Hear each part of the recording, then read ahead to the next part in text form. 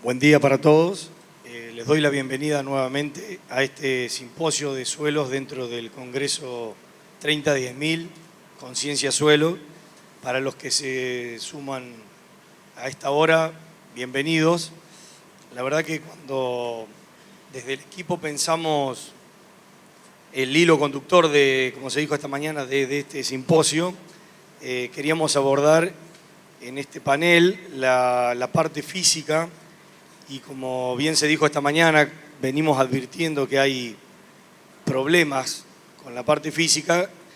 Tengo el honor y el placer de presentar a dos amigos, a Cristian Álvarez y a Beto Quiroga, que nos van a hablar de lo que son los desafíos en el manejo del agua en suelos con deterioros físicos. Así que bueno, vamos a escuchar la disertación de estas dos grandes personas. Bueno, buenos días. ¿Se escucha bien? Sí. Ante todo, feliz cumpleaños a Presid por estos 30 años de aporte. Como todas las instituciones, agradecer a los que han formado la comisión en estos tantos años de institución.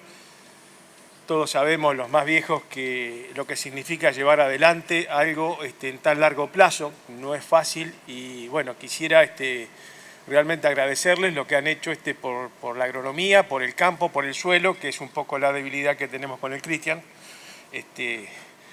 de algo que nos gusta. Trabajamos en algo que nos gusta y nos apasiona y bueno, y gracias a Presid por habernos permitido estos años de compartir todos los problemas y haber generado parte de las soluciones que hemos generado.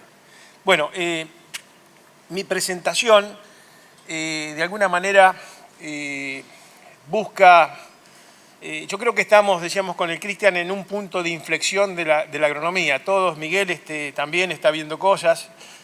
Yo creo que en la década del 80 y el 90 la preocupación en los sistemas de producción era, desde el punto de vista del suelo, la nutrición de los cultivos. Nutrir los cultivos. Y una preocupación que no era tan difícil de abordar porque siempre lo decimos en las charlas con ustedes, ¿no? Nos enterábamos de un valor bajo de un nutriente y rápidamente en el mismo día podíamos tener la solución dentro del lote. Yo creo que estamos ahora enfrentando, digamos, una situación donde no solamente con plata y con insumos, sino necesitamos tiempo para abordar los problemas de salud física de los suelos. Mientras la muestra, como decimos, del análisis químico viajaba a un laboratorio y en general el paciente suelo era atendido en consultorio, hoy el paciente suelo está requiriendo que se lo atienda a domicilio. Por eso es que hemos vuelto, si ustedes ven en los últimos 5 años, fundamentalmente a una agronomía nuevamente de lote, de campo, porque el paciente nos está mostrando problemas de salud que no los podemos transportar a un laboratorio y hay que tratarlo a campo. Como decimos nosotros, una agronomía que seguramente nos va a reclamar que el paciente sea atendido en domicilio. Cuando uno habla de problemas físicos, yo creo que hay dos miradas que son compatibles, pero que son distintas. Por un lado hay limitantes físicas como las que estamos viendo acá, limitantes, digamos, que son más bien de orden genético. Es decir, independientemente de lo que nosotros hicimos, hagamos o vayamos a hacer, las limitantes van a estar. Profundidad de la tosca, por ejemplo, o la presencia de un horizonte B muy fuerte, desarrollado, un tapto, que no solamente, fíjense en ustedes, y es lo que hemos aprendido, digamos, en estos últimos 5 años, no solamente limita a que el agua pueda infiltrar y funciona como un hidroapoyo, como un piso, sino también en el caso de ascensos de agua por capilaridad y limita para que el agua pueda ascender, funciona como techo. En este caso nosotros no tenemos mucho margen de maniobra, pero sí necesitamos conocer para adaptar la agronomía que es viable en estos sistemas de producción, en estos recursos. No vamos a cambiar mucho, la genética nos condiciona. Si este productor venía haciendo una ganadería de cría porque no le daba para más y eventualmente estiraba la recría en algunos años buenos, no va a poder hacer agricultura. ¿Por qué? Porque lo limita la física de los suelos que tiene. Si quieres ser agricultor, como yo siempre digo y nos reímos a veces, y tenés que vender este campo y comprar otro perfil de suelo. En este campo no podés hacer agricultura. Y después sí, vamos a cada uno de los suelos que tiene de alguna manera una vocación productiva, que tiene una capacidad, digamos, de recibir una agronomía que puede ser sostenible, es sí afectado ya por nosotros. Es decir, la acción antrópica, como bien nos mostraba Miguel, genera efecto. Nosotros estamos presionando sobre el recurso suelo permanentemente. No solamente la presión física, sino la presión química, la presión biológica. Y el suelo, de alguna manera, se toma su tiempo para responder. Es decir, no porque hagamos 5 años de silos para la ganadería, el suelo va a cambiar. Es decir, necesita tiempo de efecto acumulado para mostrarnos cambios en función, ¿no es cierto?, de lo que nosotros hacemos. Toma tiempo. Nosotros manejamos mucho la regla del 5-10-20. 5-10-20 quiere decir que después de 5 años de efecto acumulado, podés llegar a ver algún cambio en los primeros 5 centímetros del suelo. Después de 10 años, a lo mejor los 10 centímetros del suelo superficiales te muestran algo, y para ver cambio en 20 centímetros, y lo muestran varios estudios, no solamente nosotros, necesitan más de 15 años a veces de efectos acumulados. Por eso es que a veces uno ve que hay una agronomía muy ansiosa, una agronomía que con 2 o 3 años de cultivo de cobertura ya queremos ver que el suelo sea distinto, y no puede el suelo cambiar, no tiene la capacidad ni el cultivo de cobertura de generar los cambios, ni el suelo de responder a 3 años de cultivo de cobertura. Lo que estamos mostrando acá es que no todo suelo que tiene una capacidad, una vocación productiva, está de la misma manera, porque nosotros lo hemos manejado de distintas maneras. O sea, hay distintos grados de salud, como decía Miguel, que puede presentar un mismo perfil de suelo en distintos campos. Y acá lo que estamos viendo es algo muy frecuente y muy asociado a la siembra directa continua.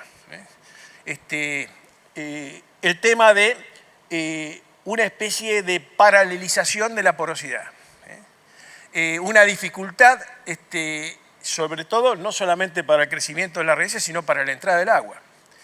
Y nos preguntamos, ¿no es cierto?, si el cambio climático implica que va a llover un poquito más, los últimos 20 años en algunas zonas, 100 milímetros, 150, y que los días de lluvia van a ser menores, menos días de lluvia, y que la intensidad puede aumentar un poco. O sea que nuestros suelos es como que, digamos, estamos viendo que más que adaptarnos al cambio climático, nos estamos alejando en algunos indicadores de lo que debería ser la evolución de nuestros suelos, esperando, digamos, esos eventos que pueden llegar a ser más extremos. Esto lo hemos estudiado con Cristian y el grupo desde, desde Salta hasta el límite con Río Negro prácticamente, con muchos de ustedes, muchos campos de ustedes. Hemos trabajado analizando esta problemática física, ¿no es cierto? Publicamos un libro hace un tiempo, el año pasado salió que se llama Evaluación de Propiedades Físicas Hídricas de los Suelos, Análisis y Evaluación. ¿Por qué? Porque un poco lo que decía Miguel, el país de alguna manera hace un par de años nos reclamaba que aportáramos más información sobre los métodos de producción. ¿Qué métodos de producción está usando el país en distintas regiones? Como para poder de alguna manera, en el producto que estamos generando, sea carne, sea leche, sea grano, poder, de alguna manera, asociado a ese producto, mostrar los métodos de producción que utiliza el país. Y cuando quisimos abordar o de alguna manera integrar el conocimiento, nos dimos cuenta de que si había 10 grupos trabajando, se trabajaba de 10 maneras distintas. Se utilizaban distintos instrumentos para medir lo mismo, se evaluaban distintas profundidades, la frecuencia, el momento. No podías integrar 2 grupos de trabajo. O sea, el país cuenta con información que hoy no se puede, digamos, volcar un mapa. Por eso el libro, este libro trató de reunir a unos 28 especialistas para poder, de alguna manera, entre comillas, consensuar cómo avanzamos sobre el problema de la salud física de los suelos. Este es un trabajo interesante del capítulo 2 de Batista, Carolina Sassal y Marcelo Wilson, la mayoría de ustedes lo conocen, donde realmente nos muestra a través del estado físico de los suelos la variabilidad que tienen los lotes. Variabilidad que a veces se traduce en la desuniformidad de los cultivos. en la defoliación, en el estado, en el desarrollo de los cultivos. Este libro lo pueden bajar, está disponible. Y esto nos llevó a decir, bueno, pero lo que estamos viendo en el suelo, ¿cómo lo mostramos de una manera que, como decía Miguel, cómo lo hacemos más visible para que realmente entre en el decisor de la que toma decisiones o elabora estrategia en el sistema de producción? Entonces dijimos, bueno, vamos al cultivo. Y esto es lo que se ve. Un lote, el estado 1, 2, 3 y 4 son estados de distintos desarrollos de raíces del mismo lote, en el mismo lote que tiene problemas físicos, que son desuniformes dentro del lote, ¿no? Pero un lote que tenía recursos de agua y de nutrientes para generar 2.500 kilos de rendimiento generó 1.600.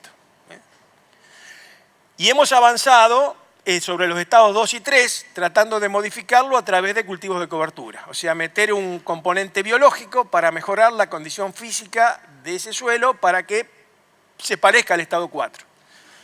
Y es bastante posible a veces con centenos, triticales. Lo que sí no podemos abordar es el estado 1, donde hoy, después Cristian va a comentar, tenemos una red de ensayos de descompactación mecánica, biológica, y donde combinamos ambas prácticas porque desde el punto de vista biológico no podemos abordar ese problema físico que están teniendo los suelos. Yo voy rápido, poco por el tiempo, ¿no es cierto? Lo paso rápido. Desde la clásica foto de abajo de girasol, debe tener 20 años, de los pisos de arado, hemos pasado, digamos, a los problemas, digamos, de densificación en siembras directas continuas, que no es una densificación por tránsito en general, sino es por movimiento de las partículas de limo y de arenas muy finas que se sueltan, y como la lluvia frecuente, digamos, el combustible que las puede movilizar a través del perfil son lluvias de 10, 20, 30, 40, 10, 20, 30, 40, en general alcanza para que las partículas en cada evento viajen y se van trabando a una determinada profundidad, que es más o menos entre los 10, 12 a 15 centímetros, no más que eso.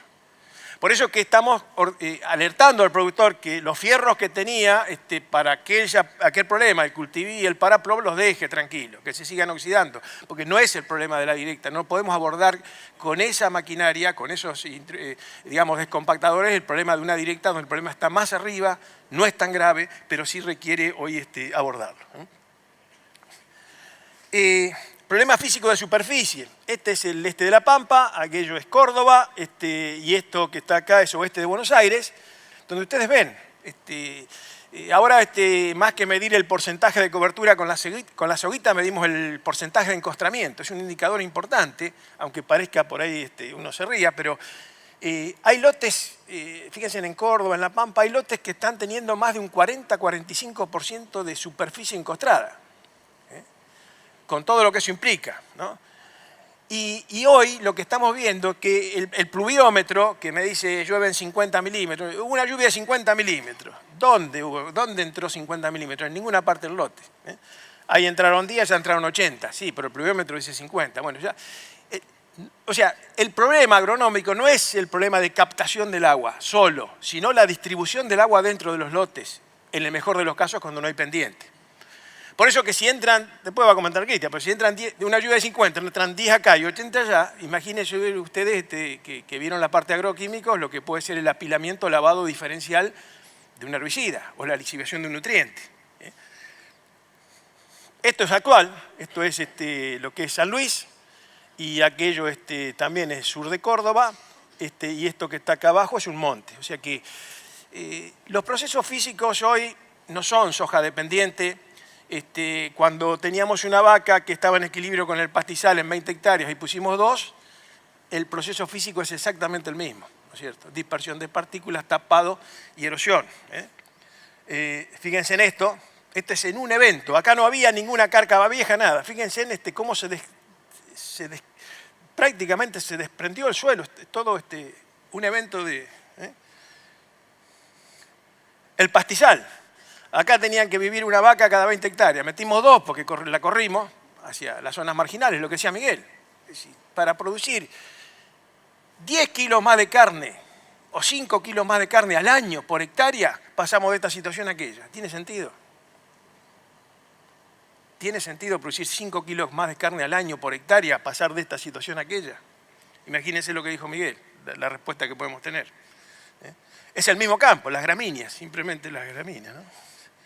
Bueno, Chaco, Córdoba nuevamente, Santiago del Estero, Esta foto de problemas físicos la estamos viendo después vamos a mostrar un poco, Cristian, en gran parte del país, ¿no?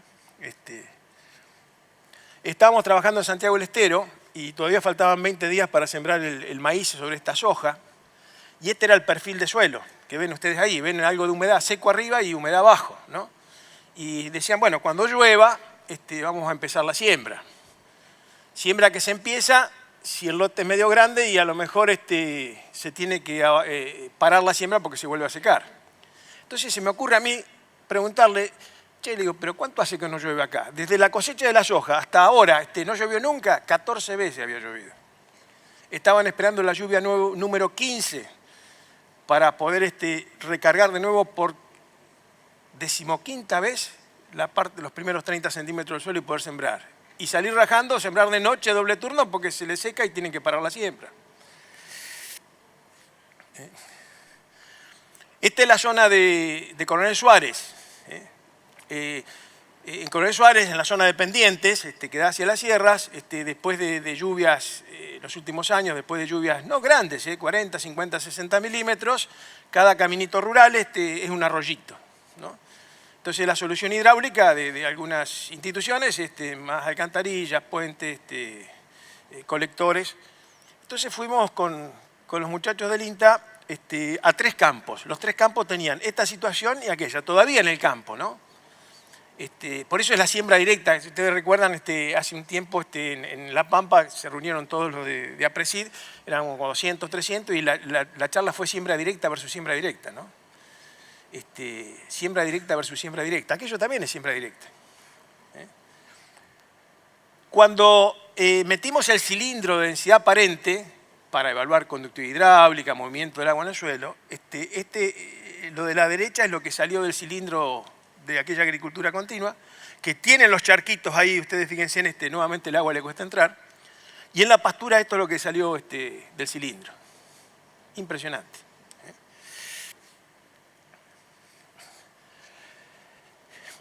Esto es lo que estamos viendo, está bien, son extremos dentro de algunos campos, ¿no? Lo de mayor dificultad, pero es el mismo campo, son 2 perfiles de suelo de la misma textura, ¿no es cierto?, que recibieron la misma lluvia, que son del mismo dueño, que están 50 metros, 100 metros a veces de uno de otro, pero lo que vemos acá no es solamente el cambio de color, como decía Miguel, asociado al carbono, sino que cuando evaluamos el mismo agregado, el mismo tamaño de agregado de este suelo bajo pasturas respecto de aquel de agricultura continua, el mismo tamaño de agregados, la densidad aparente de allá es 1,47, esta 1,08, la porosidad total del agregado interna, y esto Miguel podría dar una clase, la gente ha escrito libros, es de un 44%. Y la porosidad interna del mismo agregado, que por fuera parece el mismo, porque es el mismo tamaño, 60%. La pregunta es, y nos ha hecho el productor, ¿puede un cultivo de cobertura recuperar la porosidad interna? Y yo ya le digo que no. O sea, solo las gramíneas perennes pueden entrar dentro del agregado, porque hoy no basta trabajar, digamos, en general el perfil, sino hoy que en algunos casos hay que cambiar la realidad interna, de agregados que incluso el intercambio gaseoso, y por ahí está Miguel, puede ayudarnos, de ese agregado interno no alcanza ni siquiera para la respiración de los microorganismos. Y estamos en siembra directa continua. Ahora, ¿qué siembra directa hicimos? Por eso es bueno, esto lo hemos trabajado mucho con ustedes, con los de APRESID, ¿no es cierto? Esta situación, ¿no es cierto? Es decir, ¿cómo repartimos esta situación, ¿no? Uno tamiza, manda la muestra al laboratorio, se tamizan los 2 suelos y te dice 20 partes por millón de fósforo y 20 partes por millón de fósforo. Y la planta te dice, ¿dónde hay 20 partes por millón? Si parte de eso no lo encuentra. Y el agua almacenada en esos poros, ¿cómo la sacas de adentro? ¿Cómo la planta por succión puede obtener? Entonces, lo que nosotros vemos, esto es década del 80, nosotros construíamos, me quedan 2 minutos y medio, estas curvas de probabilidad de lluvias, ¿no? Y decíamos, si un cultivo, en este caso un verdeo, tiene que vivir entre marzo y agosto, para hacer un verdeo decente necesita 250, 300 milímetros de agua, entre marzo y agosto. Entonces yo le pregunto a la zona, ¿cuál es la probabilidad de que me lluevan 300 milímetros? Del 20%. ¿Qué pasa si yo tengo un perfil de suelo que me permite juntar 120? Bueno, ya no necesito que lluevan 300, con 180 me arreglo, voy a un 70%. Y lo puedo hacer, lo puedo seguir haciendo. Pero la realidad hoy es que el estado físico, la salud del suelo, por más que almacene esos 120 milímetros, que era lo que me funcionaba, frente a la degradación física, no me asegura que la planta los va a obtener. Y eso no sé si se entiende el concepto. Antes decíamos, la vocación productiva del lote depende de si puede almacenar parte del agua que no va a llover antes de sembrarlo para que cuando el cultivo está en marcha, el suelo le preste lo que no va a llover. Ahora esa respuesta no alcanza. Necesitamos una agronomía a su vez que nos diga dónde está almacenada esa agua, si se puede ceder, si el cultivo la va a utilizar. No basta guardarla, hay que sacarla del suelo. Y así como le cuesta entrar, entonces esto es difícil, lleva tiempo. Se ha avanzado mucho en el concepto de intervalo hídrico óptimo. Es decir, el intervalo hídrico óptimo, yo se los cuento, es realmente determinar de que un suelo tiene 100 milímetros de agua útil, pero también saber cuánto de esos milímetros de agua útil que almacena el suelo realmente va a usar el cultivo. Y a veces nosotros tenemos estratos en el suelo, esa zona más compactada, donde hay 20, 25 milímetros de agua útil, y la planta saca 5. Los otros 20 que antes sacaba ya no los puede sacar. Por eso es que en muchos de ustedes, por ahí está Ormeño, está el grupo veíamos que se secaban los maíces, en el oeste de Buenos Aires, se secaban los maíces y a 50 centímetros tenía el suelo con 70% de agua útil. ¿Qué pasa? Que se seca el maíz en enero, golpe de calor. Y voy redondeando, me quedan 11 segundos y le dejo a Cristian. Nosotros para explicarle al productor siempre decimos, es como ese tractor que que sale al campo y empieza a levantar temperatura el motor, ¿no es cierto? El motor levanta temperatura y uno dice, se me rompió una manguera. Mira, no hay ninguna manguera rota, falta agua al radiador, destapa el radiador, está lleno. ¿Qué pasa? El radiador está tapado, no circula el agua. Por eso se funde el motor del tractor. Entonces, en muchos de nuestros suelos está pasando eso, se nos está tapando el radiador. En algunos más, en otros menos. Y eso está implicando, ya les digo, después de 8 años de trabajo en este tema, que hay productores que, por ejemplo, le está costando 600 kilos de soja el radiador tapado, en el mismo campo, ¿no es cierto? Un productor que estaba acostumbrado a sacar 4.200 kilos de soja, hoy está en 3.500. 8 años de información, para que tengan idea más o menos que sigue habiendo productividad, no sigue siendo mala, pero hoy estamos descontando. Y tenemos que fertilizar más. Antes con 40 kilos de nitrógeno nos arreglamos, hoy para llegar al mismo rendimiento estamos teniendo que poner más, porque la planta, así como le cuesta sacar el agua, le cuesta encontrar los nutrientes. La eficiencia de uso de los nutrientes que fertilizamos nosotros es menor en radiador tapado. Entonces, esta es la agronomía, digamos, que un poco, bueno, ahora Cristian. Entonces, tenemos problemas de captación de agua, de distribución de agua, de almacenaje de agua, de conservación de agua y de eficiencia de uso. Es decir, todo esto, cada uno de esos puntos puede ser importante en los campos de ustedes. El mismo orden jerárquico no se respeta en el Chaco, no es el mismo que de Ascasubi, ni el mismo de La Pampa, ni el mismo de Córdoba, ni de San Luis. Es decir, el orden jerárquico de los procesos asociados a estas distintas etapas de la gestión del agua varía, digamos, incluso entre lotes de un mismo campo. Por eso es que en la medida que yo no llego a ver el paciente a domicilio, difícilmente una muestra que sale de acá y que va a un laboratorio me puede indicar cuál es el problema físico. Por eso es la agronomía que estamos viendo. Bueno, Cristian, te dejo, seguís vos. Acá hemos puesto 2.400 lotes de productores. Lo que muestra esa línea roja es el estado deseable de un suelo para un poco lo que decía Miguel, conservar servicios ecosistémicos, que el suelo esté con una mínima fertilización, radiador destapado. Los lotes que están a la izquierda, que son muchos en los suelos de texturas más finas, el 88%, tienen algo de radiador tapado. O sea que estamos frente a una situación, son todos lotes fundamentalmente agrícolas. Estamos en una situación que es importante, ¿no? Es importante tenerla en cuenta. Bueno, Cristian, tuyo, me pasé como 2 minutos.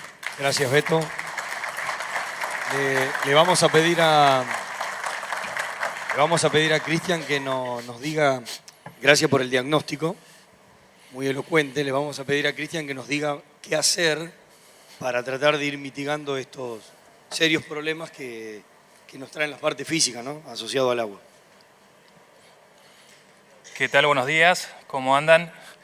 En primer lugar, agradecerles a Presit por la invitación, por el espacio que nos dan. Espero que no se tapen los poros y podamos seguir compartiendo este espacio de diálogo con ustedes. Beto les habló de todos los procesos que estamos reconociendo a nivel del país. Yo les voy a tratar de marcar por ahí los lugares donde estamos ubicando los problemas y qué tipo de problemas están apareciendo y cómo estamos tratando de abordar la problemática. Y para esto, para trabajar un poco el tema de la problemática física, como decía Beto, estamos tratando de hacer una clínica de campo, ¿no? Ir y reconocer los problemas en el lugar, identificarlos, y por eso le hemos dado lugar a una palabrita que para nosotros es muy grande, o me parece que todavía nos queda grande desde la disciplina, y por eso invitamos a todas las disciplinas a tratar de acompañarnos un poco a entender y a comprender algunos procesos. Le hemos dado el nombrecito ese que aparece ahí, los nodos. Los nodos para nosotros son los lugares de encuentro, los lugares físicos donde trabajamos con los pares y con los colegas de la actividad privada, tratando de implementar el método de las 3 etapas. Y si bien los han escuchado seguramente a Beto hablar de este método, un poco la idea nuestra es, en una primera instancia, reconocer los procesos que están ocurriendo a nivel del sistema de producción, como recién estuvo hablando Beto, identificarlos a campo, porque muchas veces veíamos que quedábamos en el intento, dábamos una charla, marcábamos los procesos que estaban ocurriendo a nivel del sistema de producción, pero después para identificarlos a campo era un problema, no sabíamos qué mirar, dónde mirar y con qué evaluarlo. Y la tercera etapa, que es uno de los valores que le damos agregado a este tipo de sitios, es hacer operativo mediante ensayos para responder a lo que identificamos y lo que nos surgió como problema principal. Como decía Beto, hoy estamos trabajando en diferentes partes del país, todos esos puntos rojos y azules que están viendo ahí tienen diferentes instancias de avance. Hay algunos que están todavía en la primera etapa, en la etapa de reconocimiento. Otros están en la segunda etapa, reconocieron el problema, lo identificaron a campo y están por construir acciones. Y otros que venimos trabajando ya hace 9, 10, 12 años, tratando de responder.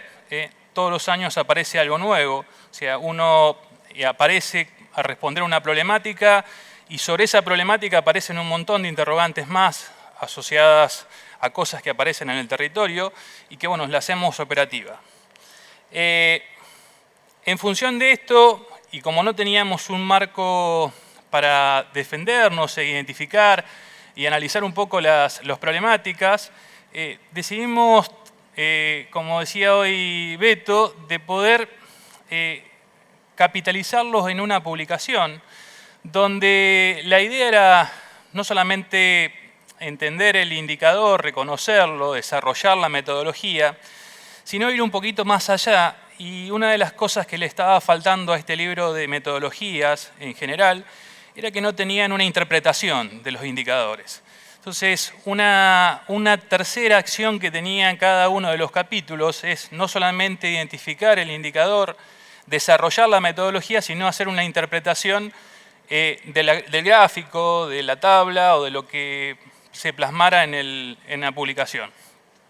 Dicho esto, la idea es recorrer un poco las diferentes zonas del país y visualizar qué es lo que estamos haciendo. Sabemos que lo que llueve en general no es lo que está capturando nuestro suelo. Hay infinidades de trabajos de diferentes colegas en diferentes lugares del país, como están viendo ahí. Fíjense que siempre siguen más o menos la misma distribución. Reconociendo el problema, estamos tratando de darle la jerarquización, la categorización a la problemática, y vemos que hay zonas de nuestro país, y nos preocupa muchísimo, porque bajo regímenes áridos, semiáridos, están cayendo 400, 300, 600 milímetros, y los suelos que pensábamos que era esa esponja porosa que recibía todo lo que la naturaleza le daba, en realidad, cuando uno lo cuantifica, le pone la magnitud y le da identidad a esa magnitud, estamos viendo que hay lugares que está entrando el 40% de lo que nos llueve y otros lugares donde en los mejores de los casos está entrando alrededor del 80-85%. Algunas variables de uso que algunas metodologías que estamos trabajando, por ejemplo en el nodo Anguil, ensayos de larga duración que lleva la doctora Fernández, reconocíamos que teníamos problemas importantes en entrada de agua, alrededor de los 600, 650 milímetros que nos estaba cayendo, en realidad nos estaban entrando el 40, el 50%, medido a través de diferentes metodologías, anillo simple, simulador de lluvia, donde lo que hicimos fue introducir eso que ustedes están viendo a la derecha, las fotos que está la soja, pero que está con una protección, con un cultivo, para nosotros es cultivo de cobertura, y que ese cultivo de cobertura nos estaba dando algo, por lo que veíamos ahí, no se formaba esa estructura laminar en superficie, como decía Beto, que estábamos midiendo, en vez de medir cobertura, estábamos midiendo porcentajes de encostramiento, y la verdad que cuando uno le pone magnitud a esa variable, identifica qué contribución están haciendo estas prácticas, en este caso cultivo de coberturas, hacia una de las variables más dinámicas de los sistemas, como es la entrada de agua o de humedad en el perfil, y ustedes verán ahí la magnitud de respuesta, ¿no? Y esa magnitud de respuesta ustedes dirán en cuántos años, y en realidad estos ensayos tienen ya 9 campañas, de las cuales vamos a ver que tienen 7 de cultivo de cobertura, y eso es lo que nos está ayudando, ¿no? En este caso, esta práctica que la venimos trabajando desde hace varios años y de la cual vamos a ver que hay un libro desarrollado por el grupo donde muestra las diferentes contribuciones que pueden hacer a los sistemas de producción la misma. Uno la puede caracterizar e identificar en el laboratorio, como decía Beto, pero también estamos haciendo la clínica de campo, donde estamos viendo esos resultados que le estaba contando. El indicador lo estamos viendo o lo estamos observando a nivel de sistema de producción, ¿no? O sea, no dejar de volver al campo como una alternativa para evaluar lo que uno está haciendo, ¿no? Lo visual siempre es interesante. Este es el módulo que tiene 7 cultivos de cobertura en 9 años. Ese es el volumen de producción de materia seca que ha generado aéreo y radicular. Nosotros pensábamos que con la introducción de cultivos de cobertura en cualquiera de los sistemas de producción, aún en la semiárida, íbamos a abordar una de las limitantes principales que estamos teniendo hoy en los sistemas, como es el carbono, ¿no? El carbono como eje central de muchos de los problemas que estamos teniendo en física de suelo. Y si uno observa, en estos años que hemos venido evaluando, se evalúa ahora en este último año, fíjense ustedes que los niveles de materia orgánica en los primeros 20 centímetros o en los primeros 6 centímetros no varió. No varió. ¿Y está mal? No, no está mal. En realidad la práctica nos da un montón de cosas interesantes, como les decía hoy, la entrada de agua en el sistema, mejorar el encostramiento superficial. Como están viendo ahí en la foto de la derecha, mejorar la uniformidad de los cultivos. No sé si lo pueden apreciar, pero los primeros años era maleza dependiente. Teníamos muchos baches dentro del cultivo, muy heterogéneo, y estaba muy asociado sin duda a esta falta de entrada de agua en los suelos que nos provocaban encharcamientos temporarios y que nos condicionaban el movimiento de agua. Fíjense en la foto de abajo la mejora que nos está haciendo en esa variable asociada a la cobertura superficial. Uno dice, ¿y qué habrá pasado con el rendimiento? Y lo evaluamos también durante estos 9 años que se está transitando este ensayo. En promedio las prácticas nos están dando alrededor de unos 600 kilos más. Fíjense ustedes que hay variables que no se han modificado todavía.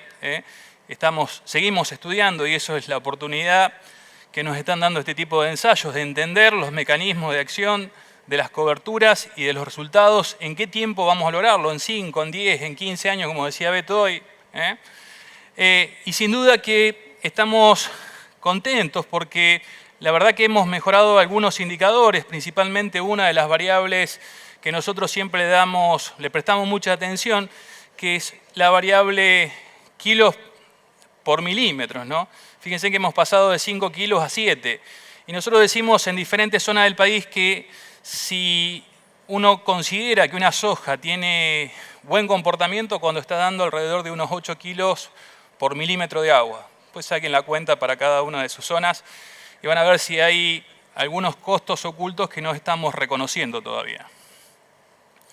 En el mismo lugar y bajo la misma secuencia, abordamos también a ver en qué nos podrían contribuir las pasturas, esas pasturas que están perdidas de identidad en nuestros sistemas, en esos sistemas clásicos, y la comparamos con una pastura de llorón, una pastura permanente, la línea esa celeste que están viendo ahí, contra una pastura de festuca de alfalfa o agropiro alfalfa versus una agricultura continua. Ustedes verán un poco ahí el comportamiento de la variable que no pudimos modificar con los cultivos de cobertura, pero sí que estamos contribuyendo con la importancia que tienen las pasturas en nuestros sistemas.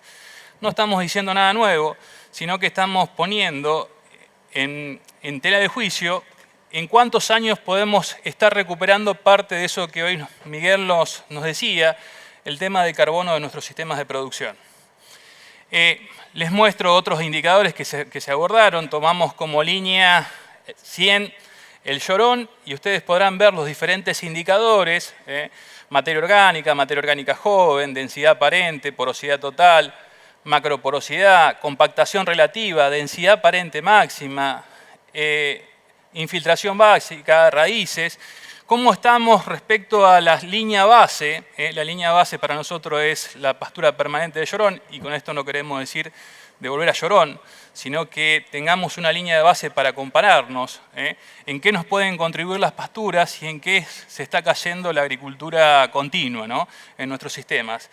Y uno puede decir, ¿son 20, 30 años? No, son 10 años de salida de ese llorón y toda esa pérdida de atributos que estamos viendo asociados a malas prácticas que hemos hecho nosotros sobre esos sistemas.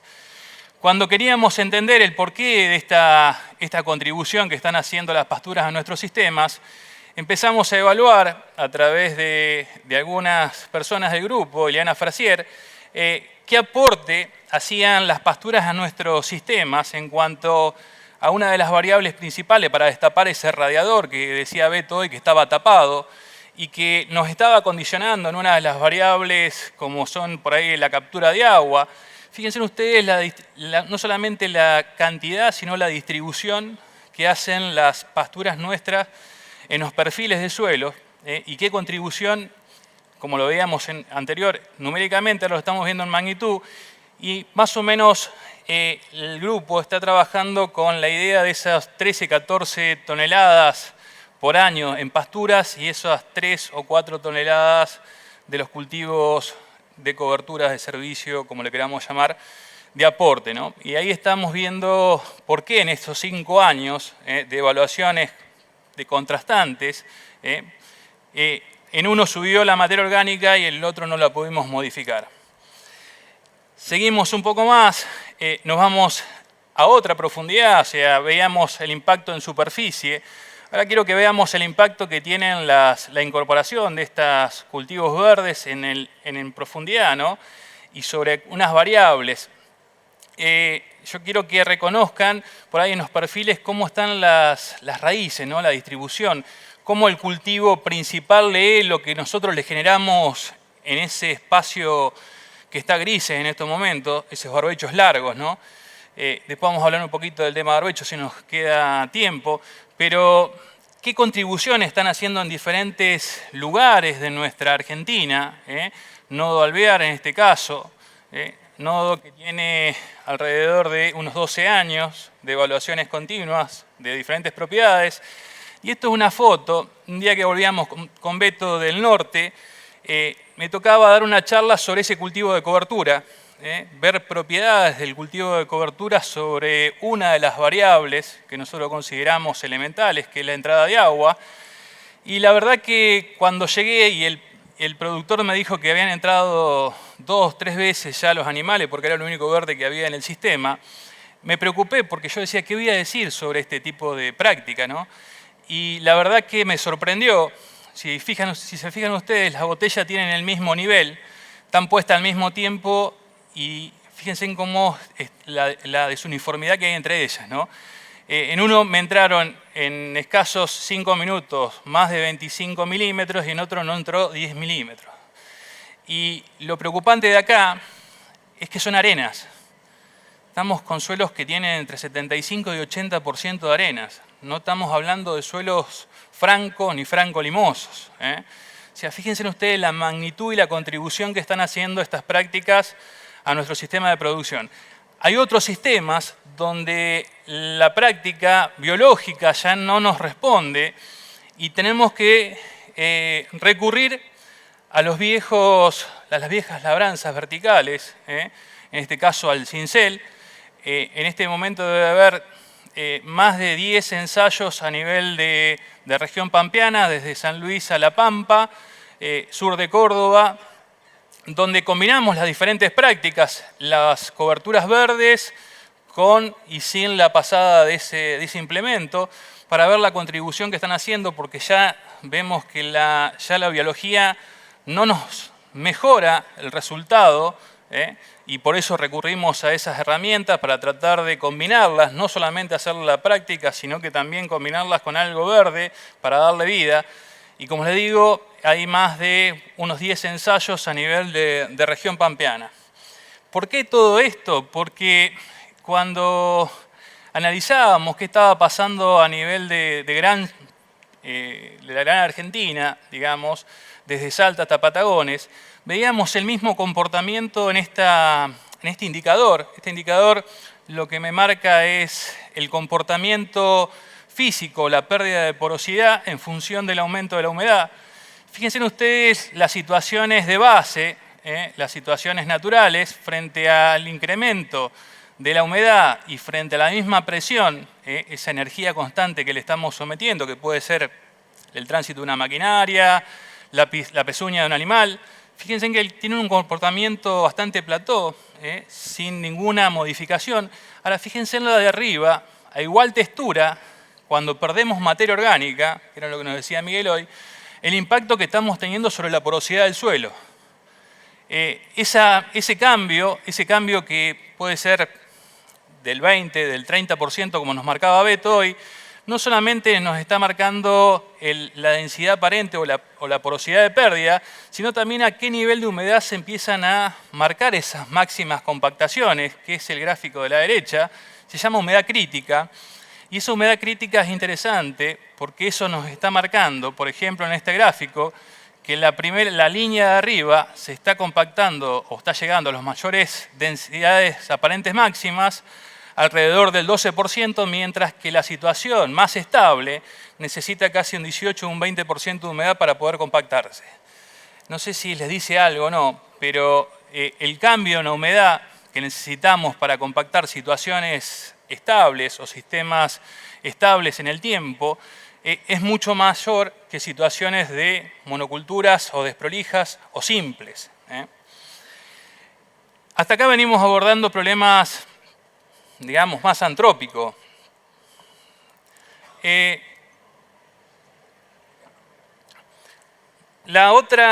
otro problema que decía hoy Beto es el tema genético, ¿no? O sea, cómo convivimos con esos espacios donde el agua, sin hacer nada, y haciendo algo que se llama trinchera, calicata, pozo, nos está contando qué le está pasando al agua en los sistemas estos, donde fíjense ustedes que una simple lluvia, unos 30, 40 milímetros, cómo se está estacionando arriba de ese B textural que está conteniendo y que está modificando toda la dinámica hídrica.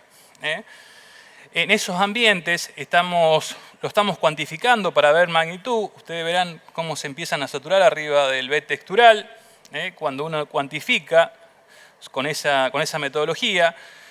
Y cuando no solamente nos pone un piso, ese B textural, sino también nos pone un techo, cuando tenemos una oportunidad de la misma napa de poder ser aprovechada. Fíjense ustedes cómo me está condicionando.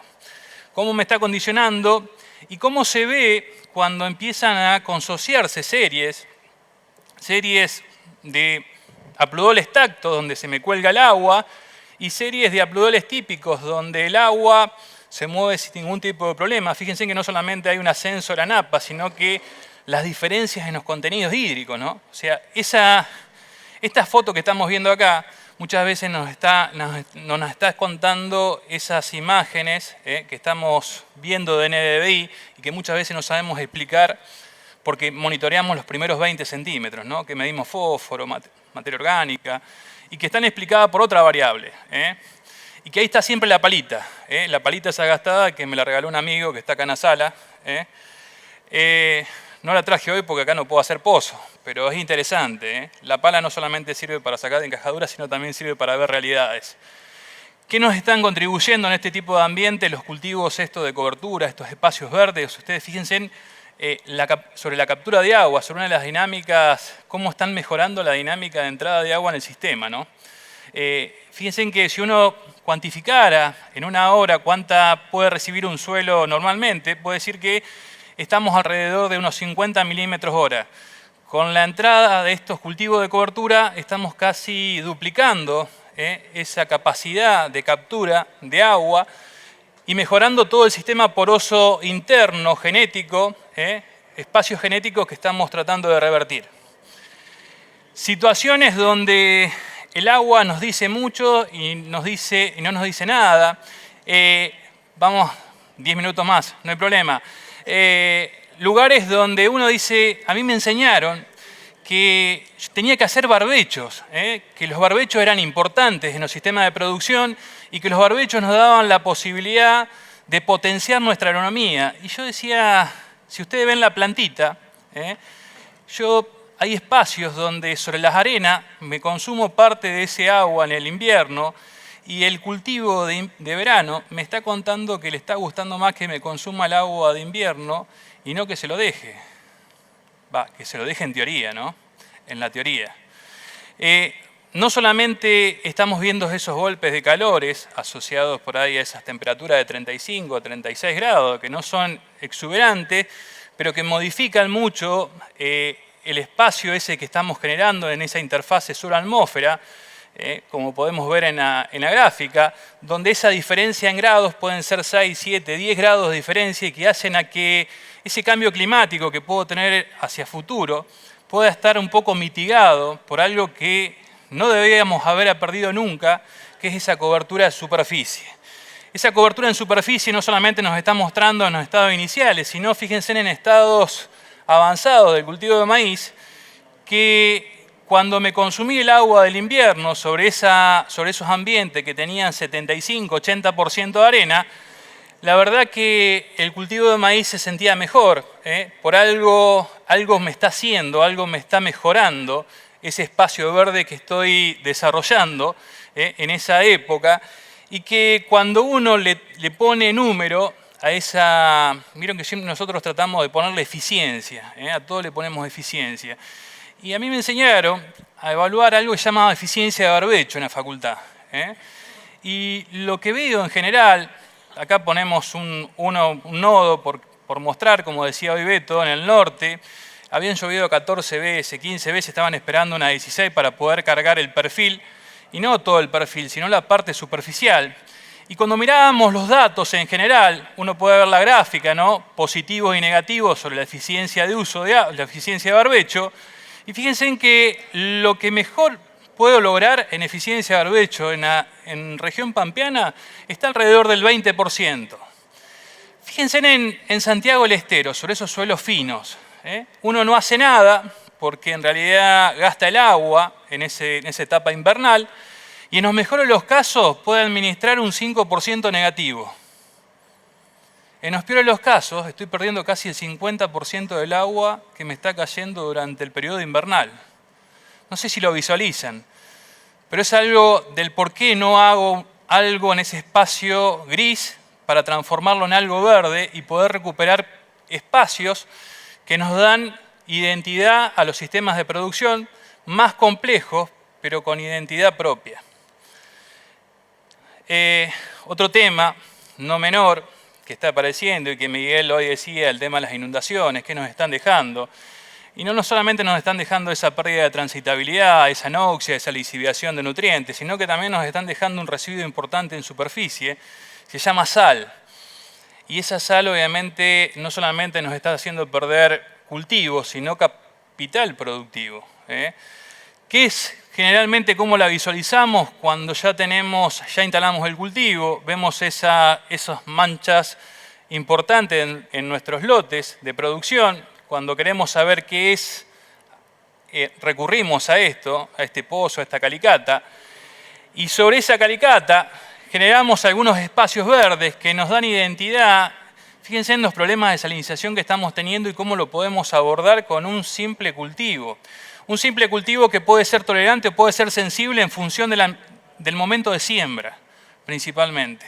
Después vamos a ver en otros paneles donde estamos combinando algún tipo de especies para tratar de abordar esta problemática, que no solamente nos está condicionando esa llegada de sales a superficie, sino que también nos está permitiendo generar un espacio de reducción de sales o de lavado de sales en el perfil para darnos la oportunidad, ¿sí?, de dejar agua de buena calidad al cultivo siguiente, que en general los cultivos de verano son mucho más sensibles que los de invierno frente a este problema. No tengo más tiempo, pero estos son los espacios que estamos recorriendo y algunas prácticas que le estamos dando identidad en diferentes sistemas de producción para compartir con ustedes y que nos están dando un servicio importante, no solamente en conservar la humedad en superficie, mejorar la infiltración, sino también ayudarnos a retener una de las variables que nos está condicionando la producción en superficie, como es el tema de sales. Y me despido con esta, porque este año le echamos las culpas, principalmente en los cultivos de maíz, a la desuniformidad o la heterogeneidad espacial que se generó en la mayoría de los lotes, principalmente en siembras tempranas, a la temperatura. Y la temperatura puede haber sido una de las causas. No sé si ven la desuniformidad que hay de espigas, no solamente de espigas, había diferencia de colores, pero en realidad no era a propósito de discutir colores, sino es ver esa heterogeneidad espacial que se generaban en los lotes y que le echábamos las culpas a la temperatura y que esa temperatura muchas veces nos generaba este tipo de espacios, no sé si lo reconocen a ese problema, que cada vez tiene más identidad en nuestros sistemas y que cuando uno hace un zoom sobre el capital o el recurso importante que tenemos en nuestro sistema de producción, que es el suelo, empieza a ver algunas variables que están condicionando el movimiento de agua y que cuando aún hace un zoom más importante ve esas problemáticas asociadas en los primeros centímetros y que hacen de bifurcación de ese agua, y el agua es el motor o el movimiento de muchas de las cosas que nosotros estamos poniendo en superficie. Ejemplo, herbicidas. Digo para tenerlo en cuenta, ¿no? Paso un par de comentarios nada más. Recordemos que tenemos algunos libros de apoyo, que en este caso se llama Contribuciones de los cultivos de cobertura, que se editó en el 2013, que en algunos casos no alcanza con libros, sino que hay que legislar, porque tenemos problemas y los problemas no queremos que el cultivo de maní en nuestra pampa se vaya, sino que se quede, pero que se quede asociado a una reglamentación y que se pueda cumplir. Y que cuando esos espacios de discusión son locales, podamos contribuir, hay lecturas, no olvidemos que están los boletines, están los libros para poder rescatar cosas que no tenemos que ir a evaluar, sino que tenemos que ir a leer. Nosotros los invitamos a compartir este tipo de espacios que se llaman nodos y que necesitamos de ustedes para seguir construyéndolo y seguir generando información y que nos dé capital humano, sin duda. Así que bueno, muchas gracias. Gracias, Cristian. Hay varias preguntas, vamos a tratar de resolver algunas, ya nos pasamos en tiempo, pero nos vamos a tomar un ratito el break, ¿puede ser? Bien. La primera, sobre los cultivos de cobertura de servicio, ¿qué nos pueden decir en cuanto a familias de cultivos, digamos, para solucionar algunos de estos problemas? Supongo que no es lo mismo una gramínea que una leguminosa, que las consociaciones, que una crucífera. Sí, rápidamente... estamos precisamente abriendo el tema de las gramíneas. En este momento hay ensayos, como decía Cristian, donde estamos comparando 10, 11 gramíneas, centenos, cultivares más rápidos, menos, tricepiros, triticales, avenas, cebadas, y el mismo trigo, que el productor a veces dice, tengo el trigo, tengo que comprar semillas, ¿por qué no pongo el trigo? En distintas partes tenemos en franjas, estamos evaluando y hay una gran diferencia. Hay una gran diferencia no solamente entre leguminosa y gramínea, sino entre gramíneas que obligan a armar estrategias distintas. Según el cereal de invierno que sembremos, podemos tener como mínimo 5 estrategias distintas para llegar al mismo resultado. Mientras un centeno quehue generó 6.000 kilos de materia seca, otro centeno generó 3.000, un tritical, un tricepiro está en 1.500 y el trigo no llega a 500 kilos, sembrado el mismo día. Entonces hay mucho para trabajar todavía entre especies y dentro de la especie entre cultivares. Lo que sabemos que cuando vamos a maíces tardíos, la vicia tiene que sí o sí ser acompañada por una gramínea.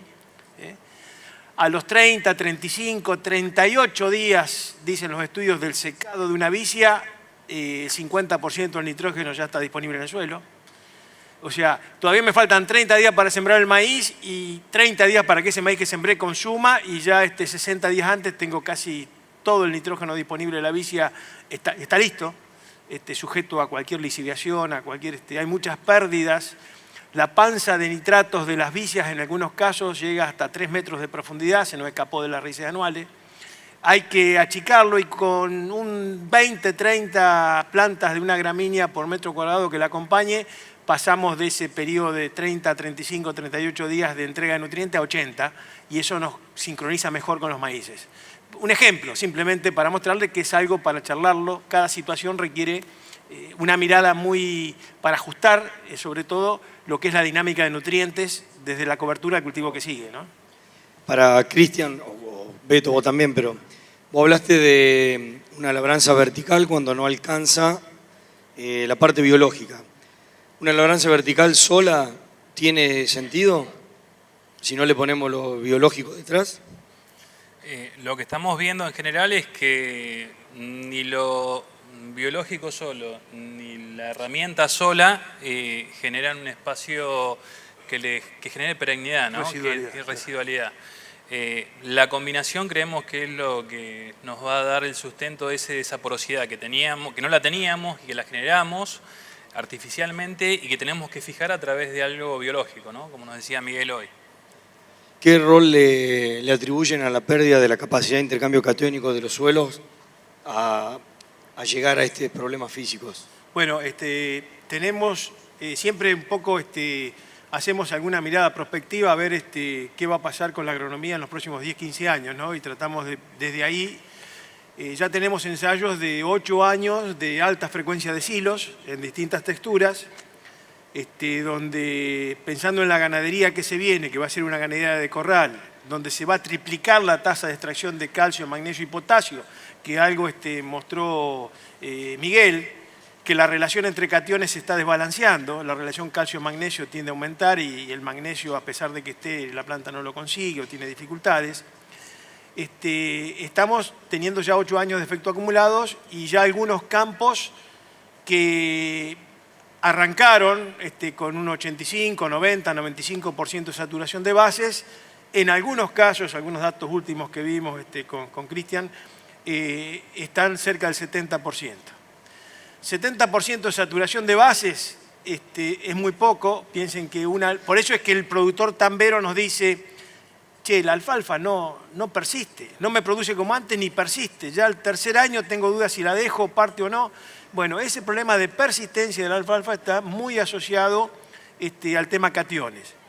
un tema que es difícil de que el laboratorio entregue datos, es difícil de abordar, pero a través del pH en cloruro de potasio, o sea, el pH en agua versus el pH en cloruro de potasio, esa diferencia en el valor del pH nos puede dar un indicio si hay acidez de reserva en el complejo y si esto es muy barato, un análisis muy... Y si realmente hay medio punto, un punto de diferencia entre ambos pH, porque el cloruro de potasio lo que hace es sacar el hidrógeno absorbido, lo pasa a la solución y baja el pH si hay protones, nos alienta a hacer un estudio más específico, más profundo, si es que eso ocurre, para poder entrar después en las bases. Y en algunos casos, algunos productores están recurriendo a enmiendas. Ojo con las enmiendas, porque acá hay que poner una alerta. Hay productores que a lo mejor están usando de cantera carbonato de calcio, pero a veces ese suelo no necesita carbonato de calcio, necesita dolomita, porque yo con carbonato de calcio levanto el pH, pero desbalanceo más todavía la relación calcio-magnesio. O sea, corregí el pH, aumenté la saturación de base y el cultivo le va peor. ¿Qué pasa acá? Si le solucioné el problema del pH. Hay que tener en cuenta la composición de cationes del complejo de intercambio y a veces hay que ir por la dolomita y no por el carbonato de calcio. Bueno, lamentablemente se nos terminó el tiempo, nos repasamos, agradecemos acá a los chicos de la sala. Gracias Beto, gracias Cristian. Durante todo el día de hoy en esta misma sala va a seguir desarrollándose este simposio de suelo. Vienen temas muy importantes detrás, tanto como los que tuvimos hasta ahora, así que esperamos que después del break vuelvan. Gracias.